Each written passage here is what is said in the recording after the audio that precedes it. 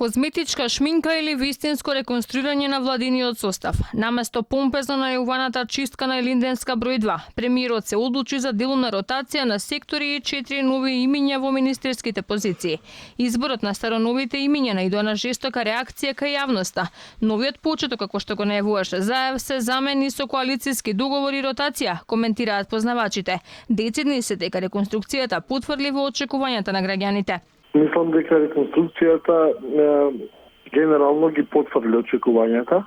Она што е исто така факт е дека за среќа некои министерства кои што добро ја работат работата не стана цел на политички пазар, иако од друга страна некои министри кои што главно има голем фијаско во својот перформанс, да речеме Министерство за животна средина, наместо да бидат заменети, беа пренасочени во други министерства.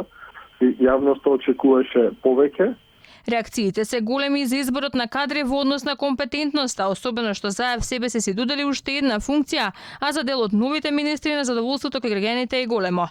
Она што го добивме е одредени ротации, пополнување на испразнети места, некакви нови меѓукоалициски договори со задоволување на апетити на помали коалициони партнери и удвојување на функција, каде што премиерот сега стане министар за финансии и каде што реално се поставува прашањето дали навистина всушност беше премиерот минатата година искрен кога се бараше оставка од повеќе функционери заради скандалот со доделување грантови, кога во една пригода изјави ние немаме други луѓе кои што би ги замениле. А инаку во однос на очекувањата, мислам дека граѓаните веќе не очекуваат ништо.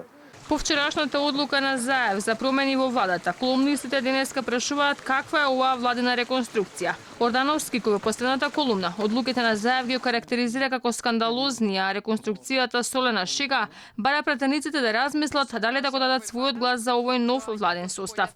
Каква е оваа владина реконструкција? Делува како несолена шега. Ако имаат малку интегритет и политички усул, добар дел од пратениците од владеачката коалиција би требало да не ја изгласаат оваа предложена владина кадровска реформа и да го вратат Заев на поправен. Тоа може да биде спасоносен чекор за оваа премиерска непромисленост, која ги има во себе сите знаци на рецепт за одложена политичка катастрофа.